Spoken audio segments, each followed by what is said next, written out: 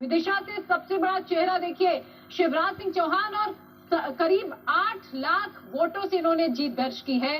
OBC समाज का प्रतिनिधित्व करते हैं, मध्य प्रदेश के बड़े कद्दावर नेता और लगभग 18.5 साल मुख्यमंत्री रहे हैं। ज्योतिरादित्य सिंधिया गुना से आते हैं, ओबीसी चेहरा है ये भी। वीरेंद्र खटी की बात करें, टीकमगढ़ एसटी वर्ग से आते हैं। सावित्री ठाकुर की बात करें, धार से हैं, एसटी वर्ग का प्रतिनिधित्व करती हैं। दुर्गा दास उइके की अगर मैं बात करूं, बैतूल से आते हैं और एसटी समाज का ही प्रतिनिधित्व करते हैं। तो यहाँ पर भी कास्ट कॉम्बिनेशन का पूरा ख्याल रखा गया है। अब हम बात कर लेते हैं जरा राजस्थान की। अर्जुन राम मेघवाल की सबसे पहले चर्चा कर लेते हैं। बीकानेर से जीत कर आए हैं, मोदी मंत्रिमंडल का चेहरा है, दलित समाज का प्रतिनिधित्व करते हैं। गजेंद्र सिंह शेखावत राजपूत समाज का प्रतिनिधित्व करते हैं, जोधपुर से सांसद बने हैं और अब मंत्रिमंडल में शामिल हुए हैं। भूपेंद्र यादव अलवर से सियासी मैदान में उतारा गया था, ओबीसी समाज का प्रतिनिधित्व करते हैं।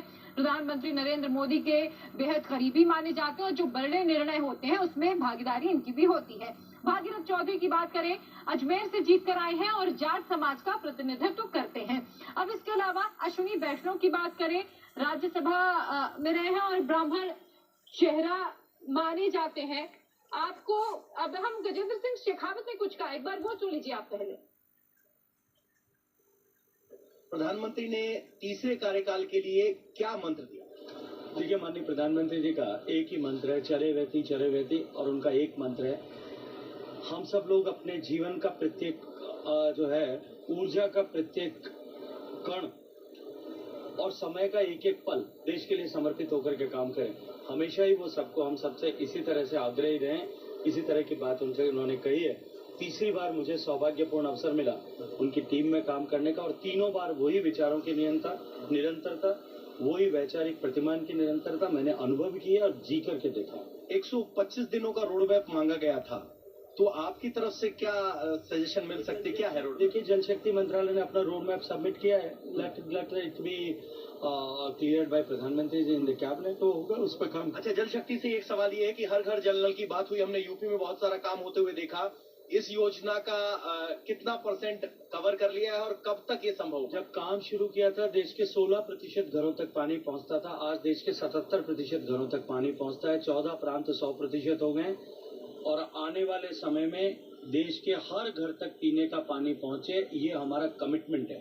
भारतीय जनता पार्टी वो खटाखट 1 लाख रुपए देने वाली बात नहीं करती। नरेंद्र मोदी ने जो कहा वो करके दिखाया, जो नहीं कहा वो भी करके दिखाया।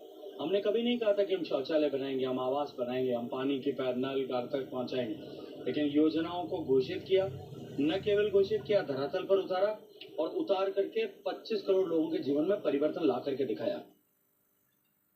चलिए आगे बढ़ेंगे, झारखंड की बात करेंगे। झारखंड में बीजेपी ने 14 में से 8 सीटें अपने नाम की, एक सीट एनडीए के सहयोगी एजेएसयू को मिली है। झारखंड से 2 सांसदों को मोदी सरकार में जगह मिली है। अब वो तस्वीरें भी मैं आपको दिखाती हूँ। झारखंड में किसकी हिस्सेदारी है, अन्नपूर्णा देवी को भी यहाँ पर देखिए हिस्सेदारी दी गई है। कोडरमा से जीत कर आई है, यादव समाज का प्रतिनिधित्व करती है और कैबिनेट मंत्री के तौर पर इन्हें शपथ कल इन्होंने ली है। संजय सेठ की बात करें, रांची से जीत कर आए हैं और वैश्य समाज का प्रतिनिधित्व करते हैं। राज्य मंत्री का दर्जा इन्हें दिया गया है, राज्य मंत्री के तौर पर इन्होंने शपथ ली। आगे बढ़ेंगे और अब हरियाणा की बात होगी।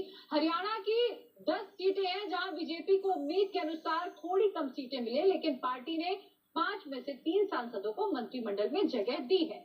देखिए, मनोहर लाल खट्टर प्रधानमंत्री नरेंद्र मोदी के पुराने साथी रहे हैं, हरियाणा के मुख्यमंत्री रहे हैं और खत्री पंजाबी समाज से आते हैं।